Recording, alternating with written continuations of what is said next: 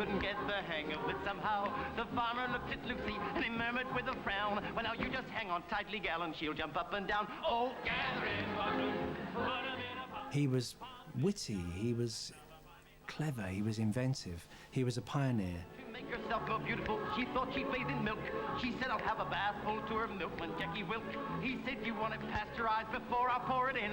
She said, no, I'll be happy if it comes up to me chin. Oh, gather in. He was born for the medium. He looked like a man who knew exactly this is what I was meant to do. Whoopie-whoa, every creamy milky whoa. He's decent and he's clean living. Lots of people were under the impression that he was gay. In fact, he was a musician. In the history of British comedy entertainment is pretty well unique.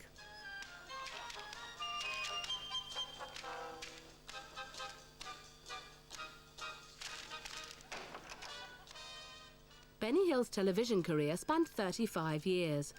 3.5 decades of laughter, controversy and success that established him as one of the world's best-known comedians. Critics accused him of sexism and racism. The press questioned his frugal ways. But his work brought him international acclaim and phenomenal wealth. He was a comic genius made by television. He was born in Southampton in 1924, the middle child of the family. He was christened Alfred Hawthorne Hill after his father, who owned a surgical appliance shop.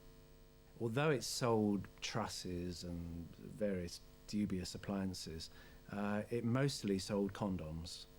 And that was how the family lived, in a way, from, I mean, it's nothing too terrible. They just, you know, they lived off an income that basically came from selling French letters. The Hill family owned their own home, and although not poor, money was tight. Benny's parents were both very, very frugal, and I think they were just a fearing of banks and institutions that might take their money from them. They were the real cash under the mattress family, which directly affected Benny's attitude to money and shaped his entire life, really. Benny, known then as Alfie, didn't have a happy childhood. His father was very strict. He was always had to be called the captain, and he frightened the life out of me, to be honest. But I think Alfie and Len both knew his father could be very violent, and I don't think Alfie was terribly happy there. His mother was very kind, a lovely person, Auntie Nellie, but she tended to put oil in troubled water. She never solved any problems, she just pacified it. She absolutely idolised him and he did her, and I think it probably gave him these very childlike tendencies that he probably got away with murder with his mum when she was alive, and I think that stayed with him throughout his whole life. We used to play in the hall mainly, that was the biggest part of the house, and we could sit on the stairs and roll about the floor. Mainly dressing up. Alfie was always cross-dressing. I don't know, mainly nothing sexual, just that he loved to dress up and act a part. And that was right for the very first time I ever knew him. But yeah, very happy days. But once the father came home, of course, it won't change completely. It was almost a feeling in the air that, watch out, and things could happen. It's very sad. Yeah, I found it sad. I think of the two, I probably loved my mother more than my father. I was closer to my mother than my father. When my father died, I cried buckets, but not when my mother died. Perhaps I felt a bit guilty at not loving my father as much as I should have done. Benny was a fairly bright lad, but school didn't inspire him. At the age of 12, Benny discovered going to the theatre. In particular, he discovered going to the variety theatre. The comedian used to come on, he used to get more applause than anybody else. He was always surrounded by pretty dancing ladies, and the audience loved him. The fat women in the audience would go, "Oh, did you, oh, what he said, oh, isn't he awful, oh," and applaud. And I thought, hey, he must get more money than anybody else because he's got top billing. Surrounded by beautiful girls, everybody loves him. That's for me.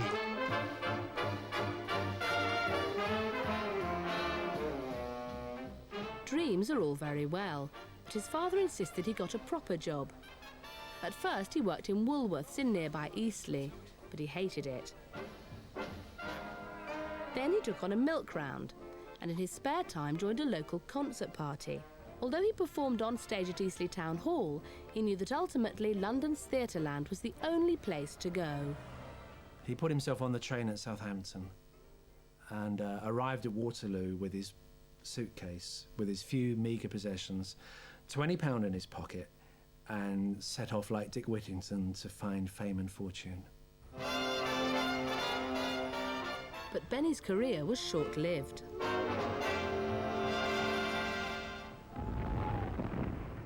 It was 1941, and although Benny got a job as a stage manager, he was soon called up to the army. He eventually joined the entertainment corps, but it was after the war that his big break came as understudy to Reg Varney. I didn't have to teach him anything, it was already there. And he was a brilliant performer, there's no two ways. Well, the proof of pudding, isn't it? Look where he got. It wasn't a happy experience. If you were a southern comedian and you went and played in the north, they hated you. And they would give you a very rough time. You were a soft southerner. He went on this night, and then suddenly I heard him clapping. I thought, oh boy, God, he's going well, you see. And then it's a funny sort of clapping, because it was all together, you know. Oh, it's a terrible sound. I thought, oh God, he's getting a slow hand clap, you know. And he left the tour and he came back to London a bit of a broken man. Theatre and radio were being challenged by a new medium. Benny realised that while one act could tour Britain's theatres for a year, the growth in television comedy would demand vast quantities of new material, and he started to write scripts for TV. As I wasn't doing terribly well as a performer, as a comic, I thought I'd try my hand at writing. So for 7 weeks I wrote a lot of sketches. I went in to see that jolly nice Ronnie Waldman, and who was head of Light Entertainment, and he said, what's all this about? And I said, well, look, there's a lot of sketches there. I think television's going to need material, and I don't want you to think I've chosen the best sketch and put it on the top. If you like, tell me, I'll flip through, you say stop, and I'll take that sketch out, and you can read that one. And he said, all right, I'll go and flip through. All right, stop, take it out. I took it out, and I handed it to him. He said, no, work it for me. And the fella said to him, who do you think should do these? And he said, well, I don't know. He said, anybody, I just wrote them, anybody. He said, well, I think you should do them.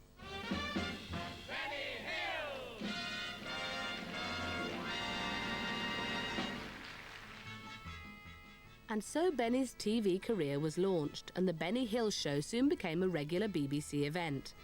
The first programmes were performed live in front of a TV audience and contained song, dance and comedy.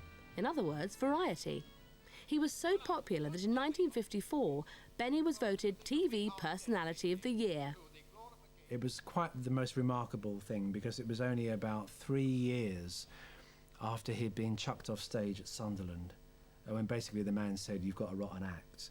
And now he was Television Personality of the Year. It was an incredible turnaround. In television, Benny Hill had found his comedy home. Yeah, definite, I do. I think that's definite, yeah. It was through the television that my brother got into trouble in the first place. Why was that? He pinched a set.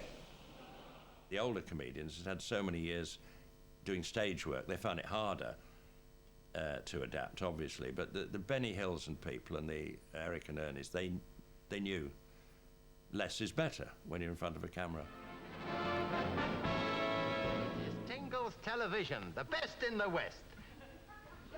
Tingle's Television, the television service that never lets you... Even if you couldn't analyse it, you knew this was a creature of the medium. Yes, he was probably the first big, genuine television comedy name. What he did was the camera captured him, and then he grew with his success as well. He loved television. That's the word I'm searching for. He didn't love theatre work, live theatre, but he loved television.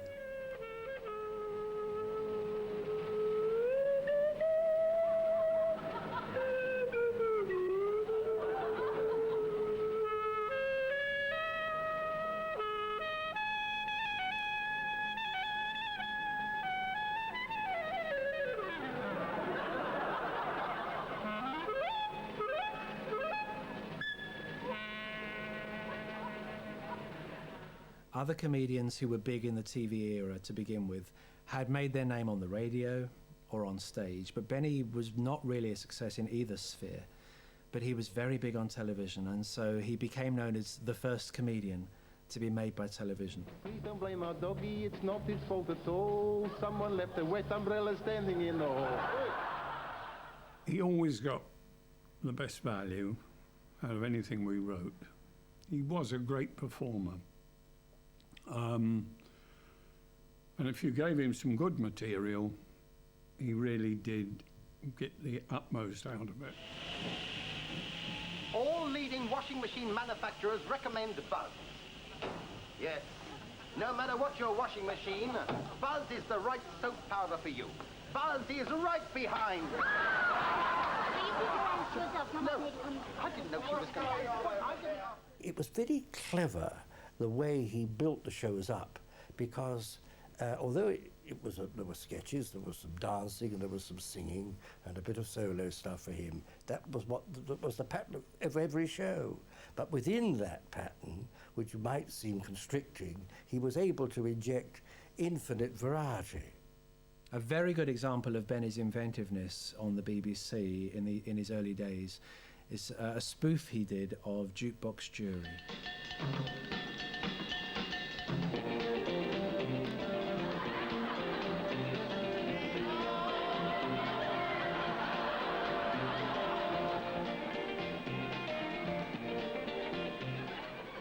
Let's see what the panel thought of that one. Lady Edgware. Well, I liked it. It was gay, it was vivacious, and it had a most wonderful beat going all the time there. Leave the gasometer. Well, I liked it. I thought it was nice. I like the back in. And the front in. Like the two side ins. Ted Crumble. Well, I found it most exciting. He played all four members of the panel, and no one had seen anything like it. This was brilliantly inventive television. This was literally pioneering.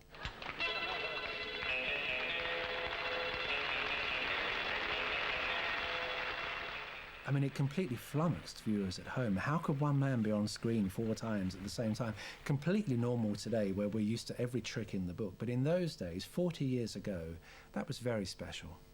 We were both a bit obsessed with the 30s.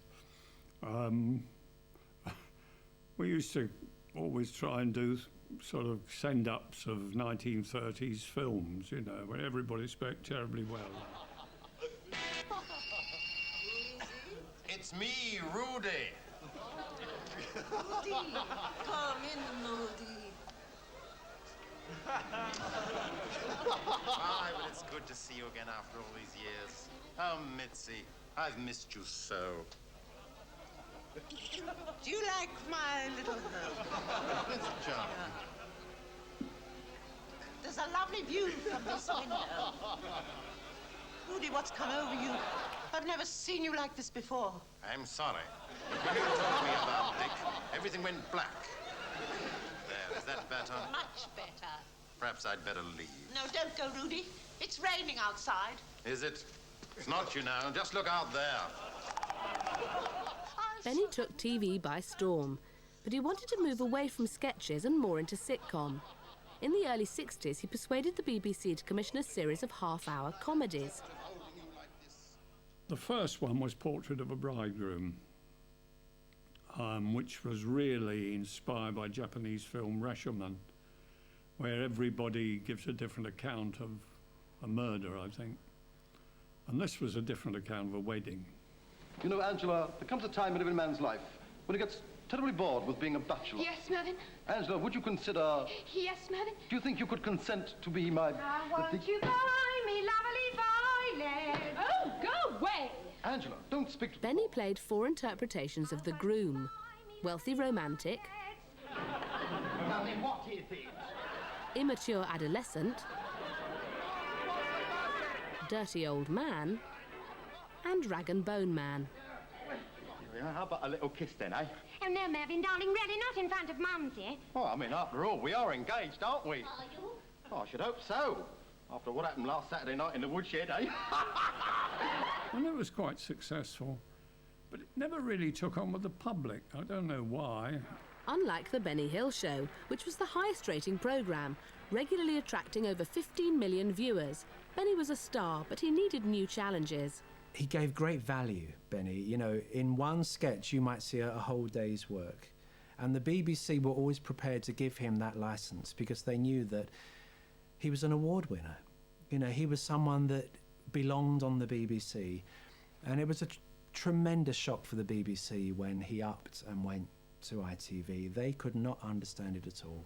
However, in 1969, Benny Hill signed a contract with Thames Television. Ladies and gentlemen, it's the Benny Hill Show, and here is Benny Hill. It was at Thames that he met the man who became his closest friend. I went to the rehearsal room one day for my first day's rehearsal with the cast, and Benny was in the corner doing a Marcel Marceau mime very badly, all like that, pretending and really over the top, very camp, sort of the man trapped in a balloon kind of thing. And he was down the other end, just doing it all on his own. And I fell about laughing because it was so funny. And he looked round and he went, I don't know who he is, but we'll keep him. And we became sort of friends, as it were, ever since.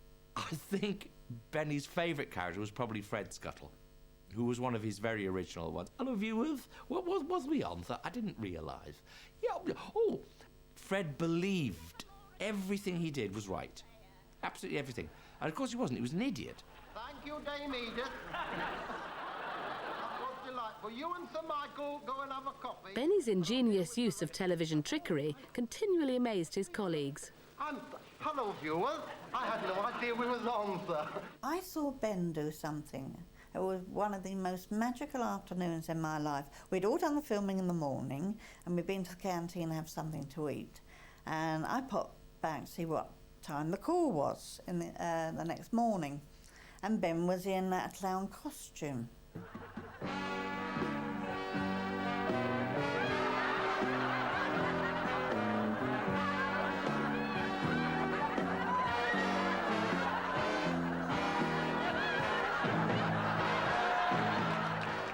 And oh, it was wonderful.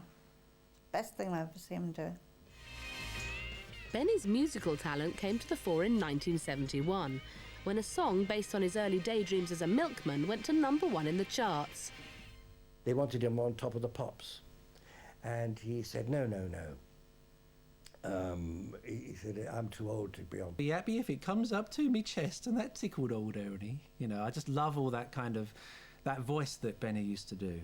And it's so sweet because, I mean, Benny's comedy is all about he never got the girl. I was Two-Ton Ted from Teddington. It's a terrific song.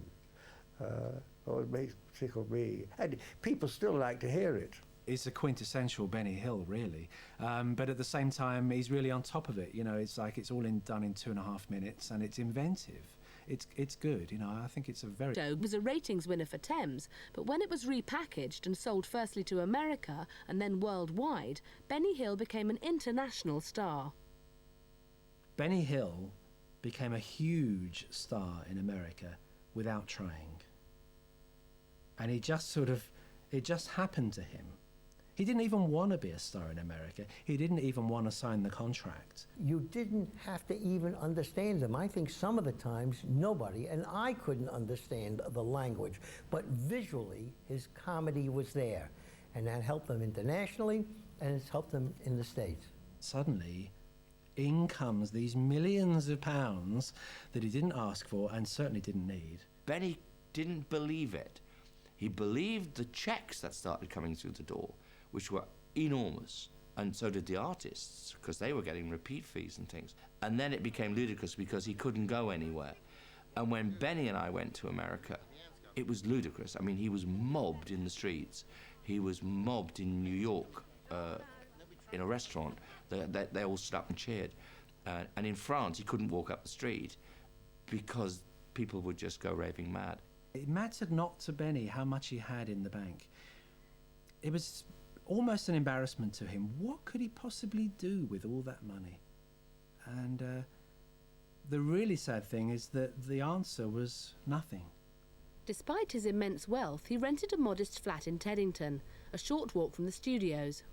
There was a sofa and 2 armchairs, and I thought, this is extraordinary. There is there's nothing in here at all.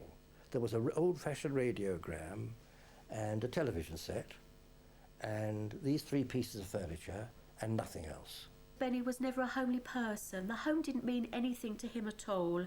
As far as he was concerned, it was a roof over his head, and as long as he had a comfortable bed and a cooker and a TV, and I think in order of preference, the TV probably came top of the list. He just didn't need very much in his life. And I think it goes right back to his childhood, where quite clearly his parents didn't need much in their life either. They could be content with very little, and Benny was the same. The press started to take an interest in Benny's private affairs. This multi-millionaire, worldwide star was just an ordinary bloke who would talk about football or picking up his laundry or going shopping or let's you and I go and have a beer or anything. And people couldn't understand, or still don't understand, I don't know why, that he was just an ordinary bloke. How much would you have liked if I could have afforded that? £18.40. £18.40, God dear. Some days it don't pay to get up, does it? How was your trip to the Bahamas? Absolutely splendid, and had a lovely week afterwards in Switzerland. Very nice, too. Oh, isn't it warm? Isn't it warm nowadays? Oh. I think he never thought above earning £10 a week, and his budget was trimmed to that. We went on a bus together and he got a Sainsbury's bag, he had a hat on and his glasses, and nobody noticed him. And I actually presumed to say, you know, why do you get buses, you know? And he said, but they go to the end of my road. You can only wear 1 shirt at a time, 1 pair of trousers at a time. You only eat 1 meal at a time. If I pop over to Paris, which I do occasionally, and I've got a lot of money with me, what am I going to do with it? I can stay at a nice hotel, I can go to the Olympia or the Bobino Music Hall and see a show. The most I can pay is about £20 for a seat. I'm on a permanent diet. I can't dine at Maxim's every night, much as I'd love to. Not because of the money, but because of this that travels around with me. He didn't have a car. He never drove. We'd get taxis if he took me out. You'd always go somewhere nice, but never a really upmarket place. He'd go somewhere where he liked the ambience, where he liked the food. And they say, why doesn't he drive in a car? Because I'll get the pudding off, Dan. I'll get the pudding off, see if I walk. I need to walk from Teddington to Kingston and then Richmond. It's about 6 miles along the riverbank. And think, I've lost a lot of weight here. Also, you then have 4 Mars bars, which would put all the weight back on. Have you had your dinner? We've had ours. I never once ever saw him lose his temper. I never heard him once raise his voice. And I was with him over 20 years. His most equable temperament. I'll just have my usual Times and the Herald Tribune. And your Mayfair and your men only have arrived for you. Ooh, that's cut. That's nice. Cut! A laugh did everything for him. It covered every emotion. So you could never really work out, you never knew Benny. That's what I'm trying to say. You actually, I don't think anybody really knew Benny. I would say he was a contented man. I think you could say he was happy. But the thing is, people could never understand this because he wasn't a conventional fella. I mean, he was always happy to see you, always happy to talk. But he was essentially, I mean, it's a terrible cliche and a sort of a silly word in many ways, but a loner. And me kissing you like this. And like this. The fact that he lived alone and surrounded himself with beautiful women gave Benny an air of mystery, fueled even more by the fact that he auditioned his co-stars in his flat. He was this kind of almost like a playboy. That Benny had these women around him, and who quite knew what went on? He loved the idea that there was a sort of talk about Benny and those women. What do you think goes on? What are they up to when they go up there for auditions at his flat? What are they doing?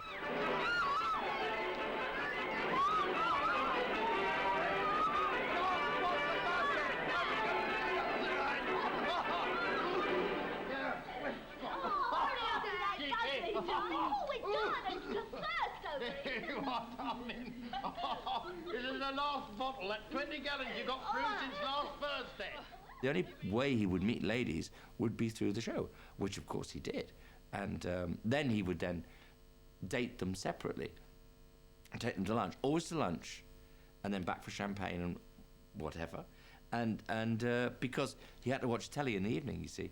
That's how important ladies were in his life. Now people say in Athens I am one romantic fool. I fell in love with my teacher when I was at school, but I knew our love could never be. She could not be mine, for she was nearly 23. I was 39. So come, my pretty Greek girl, come and dance with me. Oh, shine upon me as the golden sun shines on the sea. Fill my lonely, eager, empty arms with ecstasy. Oh, come, my pretty Greek girl, come and dance with me. No, no!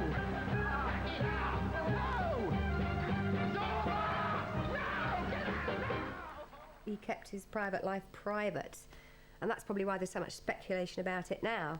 They've got to pick on something, the popular press, so therefore they would, in the same way that they would, you know, I'd come in the morning and say, oh, have you seen the paper? And he said, oh, what am I today? Am I a comic genius or a dirty old man? And I'd say, you're a dirty old comic genius. Oh, good. Because they make it up as they go along. They couldn't understand. Well, it's not that they couldn't understand. That's nonsense, really. If you're bachelor and you're rich, why aren't you married? Why do you have to get married? Benny couldn't understand that, as he would say. Why buy a book when you can join a library?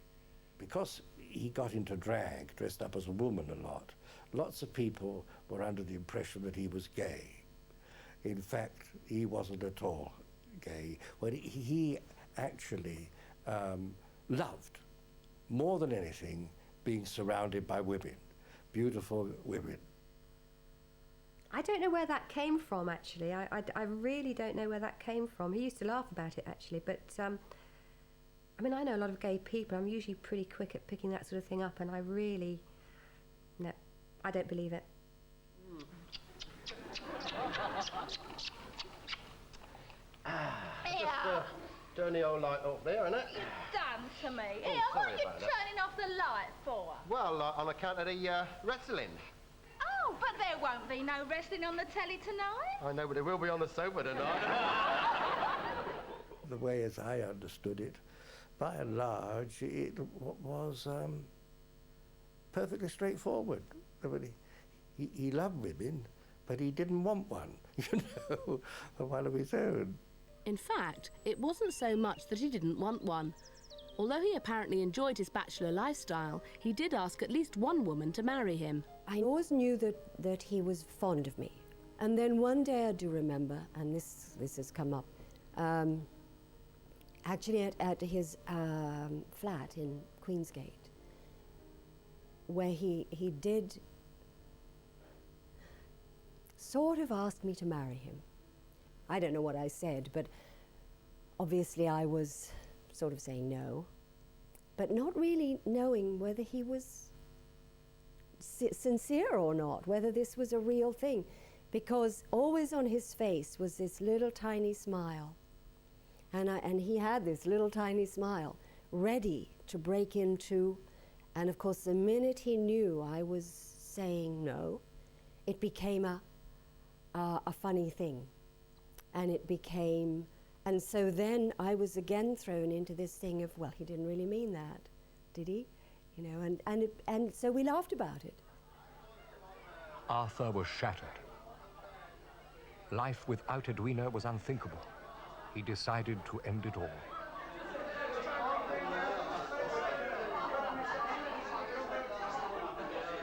But he couldn't even do that right.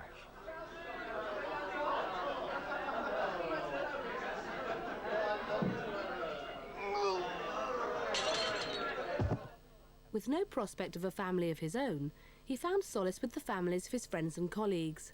I think having come to my home and seen how Benny was with my children, I do deep down feel that Benny would have made a wonderful father, and he would have loved to have had children on his own.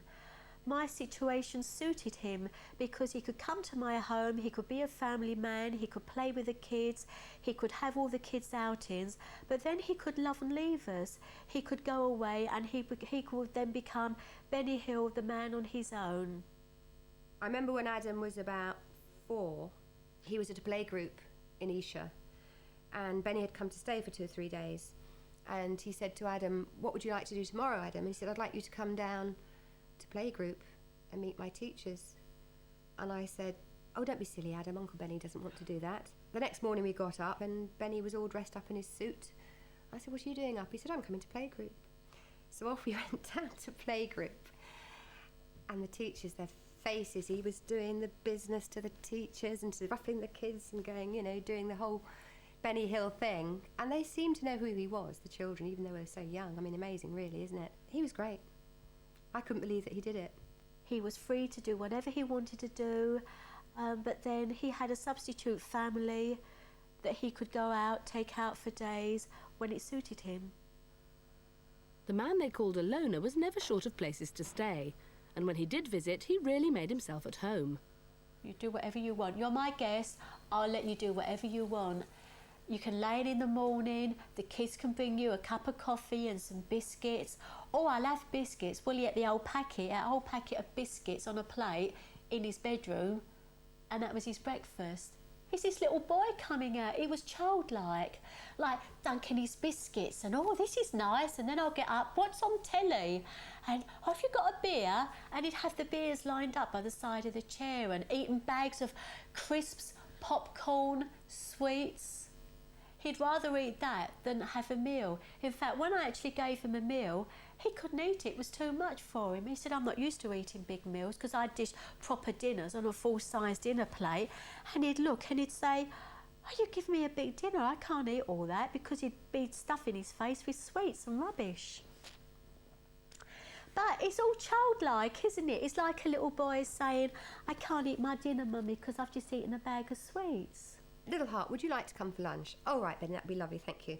And you'd get there and he'd be pottering around in the kitchen, and then it would be fish fingers and a tomato or tin corn or something like. It was always something really awful.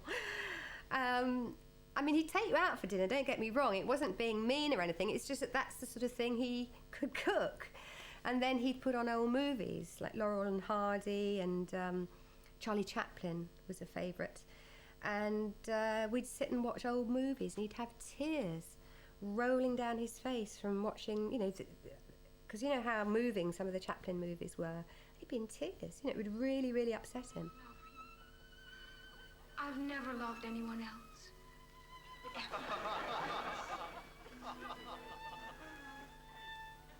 know what day it is today?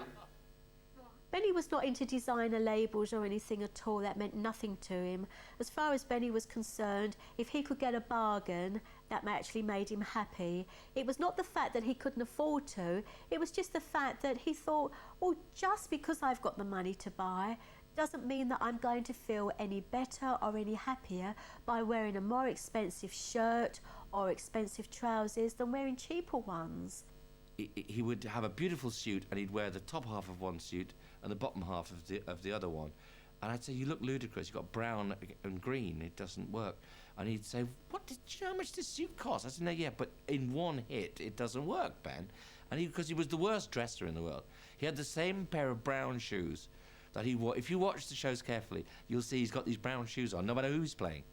Regarding the writing of a show, I always have, I don't now because I'm being interviewed, but I normally have a pocket here or somewhere with a pencil and a piece of paper. And I travel around quite a bit, and I'm sometimes perhaps in a French restaurant, and I get an idea, and I get a little notebook out, and I start writing. And the service usually improves, because the waiter thinks that I'm perhaps Egon Rene or somebody, you know, writing up about the service in the restaurant. He did write, but he also pilfered. A lot of this business of going around the French cabaret clubs and the circuses and nightclubs that he did whenever he went abroad was to find a source of comedy material that other people had not stumbled upon. And because he could speak pretty good French, he could translate them into English and bring them back and do them on British television. Most of the Benny Hill Show scripts came in, you had to get used to it. It came in from bits and pieces all over the world. We get postcards, you get things written on the back of envelopes, and we had to decipher it.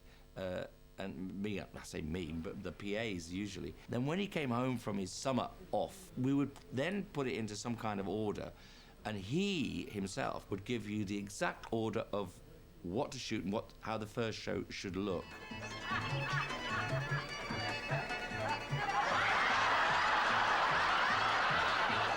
All of his shows in those days were what we would class as postcard humour. Do you know what I mean? Like, your dumplings are bubbling over, love, that kind of thing, which I personally didn't find offensive, but obviously later on, people began to find those kind of remarks offensive. But it became a little repetitive, and also no woman was allowed to appear on the programme unless she had most of her clothes removed.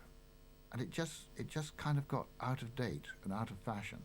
Mary Whitehouse started writing letters saying that it's the thin end of the wedge, basically. If we allow this kind of smut on our television, where does it end? By the 1980s, Benny was beginning to look like a bit of a relic from a distant age. And everyone has a separate point at which, that kind of humour stops being funny. And for me, it was kind of after I'd seen it once. It didn't help that Thames repackaged his work and repeated it regularly. Every comic has only got so many tricks. And if you see them too often, you're looking at the mirror shining behind the conjurer, so you can see how he takes the rabbits out the hat, It was never the idea to have loads of Benny Hill on every week. It was never the idea. It was meant to be something very special, about 3 times a year. But then success breeds repeats, is what success breeds. Benny's looking older. Benny's looking fatter. Benny's got these girls doing fairly tawdry, unfunny things. Benny's still a funny man, but he's in dire need of a change of direction. It doesn't look right for a 65-year-old to be chased by 20-year-old women in bikinis. It just looks wrong. Inevitably, the call came to see the head of entertainment, and Benny made the short walk from his home to the Teddington studios, unaware of what was ahead of him.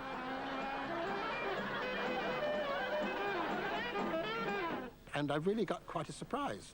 I went in at 10 o'clock. I think I came out at about 2 minutes past 10. It was an enormously difficult decision to take an institution off the screen. The main reason, in fact there were 3, the audiences were going down, the programme was costing a vast amount of money, and the third reason was that it was looking a little tired. He said to me, I was in and out of the building in 20 minutes. He was just asked to come in for a chat, the contract coming up and whatever. And when you think of the money he'd made them. I called him into the office, and I was quite bored about it because there's no way you can dress up bad news, and just told him, quite frankly, that I wasn't going to renew his contract. And he looked at me and said, fine. He said, does that mean forever? I said, no. He said, we could have done this over a lunch. And I said, I don't think that would have been appropriate. He nodded, said, yes. And then he got to his feet and walked out the door. He was hurt. He was very badly hurt. Business is business, and I don't mind, them saying, we've had enough, or we can't afford it, or whatever. But I would have liked a little bit of a small pat on the back, because I'd been there for 22 years. And we walked up the high street, and he said, what are we going to ask? You just calm down. And as we were walking up the high street, he said, ask you a question. I said, yeah. He said, am I sort of like Thames's biggest star? And I went, yeah. And he said, do I sell all over the world and all of that, I'm the biggest sell? I said, yeah. And he said, have I just been sacked? And I said, yeah. Now, whether the show should have been cancelled or not, that's Thames' prerogative. I think it was wrong, but the way they did it to someone that was there for over 20 years, who was the backbone of some of their shows, I thought was horrible. And in effect, what he was doing was 3 1-hours a year. Now, if you take 3 1-hours out of a full year, that's small potatoes. If you don't like that show, we don't have to chop his head off. We don't have to cause this. Try to do it in as nice a way as possible. And that was not the way they did it. That's what I have fault with. When his contract was allowed to run out, he basically went to pieces. Because if he couldn't make his television show, and if he couldn't appear in public with these beautiful women, then what was his life? It really is like a mother losing her child. Benny had lost his baby. His life was his show. And he lived for it night and day. And that's all he could think of. So if he didn't have a show to write, he had nothing to do. And it completely changed him as a person. Not necessarily to me or his friends, but the twinkle had gone from his eye. The fun had gone. The expectancy of starting to shoot in September in the freezing cold and all of that had gone. And his life was empty. His career in Britain was over, but his success around the world was as big as ever. In fact, he was invited by Charlie Chaplin's family to Chaplin's home in Switzerland to collect an award for his contribution to comedy. We went to the house for lunch one day, and they took us and they said, we're the first people, Benny and I, outside of family, who'd ever been allowed into Charlie Chaplin's study. And now, Chaplin to Benny was God, absolute God. And we went into the study, and Eugene, his son, said, this is his dad's desk. And Benny sat at Charlie's desk, and he cried. Because it was, to him, it was like meeting God. And I was looking around the room, and there was his telly and his armchair and this beautiful garden. And I said, come here, come here. And he came across, and there on the video shelf was Benny Hill, Benny Hill, Benny Hill. And he went, wow. And Eugene said, well, my dad was your biggest fan. C'est un très grand honneur pour moi. Je vous souhaite merci beaucoup. But Benny had lost his way. Merci, Benny. When you're sad and you're on your own, what do? You eat more, you pick, and you start to drink, and that's exactly what Benny did. And by continuing that sort of lifestyle, he didn't help his health condition at all. It actually just made matters worse. What he did instead, he ate.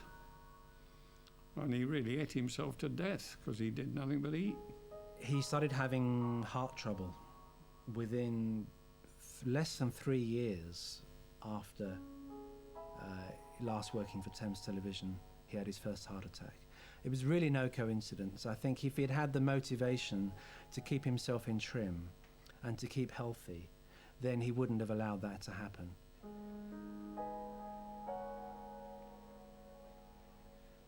And the really sad aspect of it is that he was offered a bypass and basically told that if he didn't have the bypass, he would die. And he said, no, I won't have it. In a sense, he was signing his own death warrant. He told me when I got him home that he'd been offered a bypass, but he said they said it because of his age or whatever, he was only 70% sure of it working. And I nearly killed him because I would not have let him out of the hospital if I'd known he was going to have a bypass. Because these days, a bypass is easy peasy, and he would have still been with us. And then one Saturday, I phoned him and nothing happened. And I was very concerned. And then I phoned him later on. I thought, oh, maybe he's gone out for a little stroll or something. And then that evening I phoned him again. I thought, well, maybe he's gone away. Maybe he's gone to stay with Sue or something like that. And then the next day, I phoned again and I got nothing. And then later on during, and I was worried, but later on during the day, the neighbours phoned and said they could hear the TV. And it had been on all night and all of that. And it was early evening by then. So I said, okay, I'm coming down. So I went down. and I knocked on the door, and I was going to bash the door in, but I thought, no, because perhaps he's asleep or something, you know, and he'll kill me if I knock his door in. Anyway, they got a ladder, this terrible ladder, and Benny's terrified of heights, and I'm not at my best. And they plonked this ladder up, this old ladder up against the flat 2 floors up, and it finished before the balcony like that, so you had to go out to get in. And I got up it, and it was shaking and windy.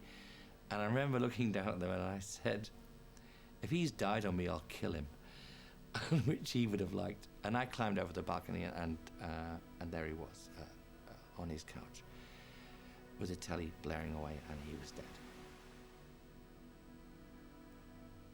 And the police were wonderful, and they organised everything, and I said, please, his beautiful hair was all sticking up. I said, can I smooth his hair down? And they said, yeah, okay. So I smoothed his hair down, and I gave him a little kiss, and I went. And it was awful. It's an awful sight, somebody who's died like that, and he'd been dead for a couple of days. And then they zip him up in a bag, and this big fella was suddenly very, very small and very tiny. And and I thought, you know, there's one of the greatest comedians in the world, just being taken out in a plastic bag, and he looked so small, and I really cried, but it was because it was such a waste, and it didn't have to happen. 2 days after the death of Frankie Howerd, fans are mourning the death of another great comic, Benny Hill. He died of a heart attack at his flat in southwest London. Benny Hill's career spanned decades. His blend of slapstick and innuendo had endeared him to millions. He was a cult figure in the United States and Japan, although his television show in Britain had been dropped after criticism that his style was sexist. Everyone named in his will had died by the time he died, and he knew it, and he never changed his will. So all the friends got nothing, and the family, nieces and nephews with whom he had very little, if any, relationship, got £7 million between them. For such a big star, worldwide, he was the most ordinary bloke I've ever met. And we all loved him for it. Oh, he was the best. He was the top. To my mind, he was the best. And like a swing, Edwina's affection went to and fro. Should she marry George? Or should she marry Arthur?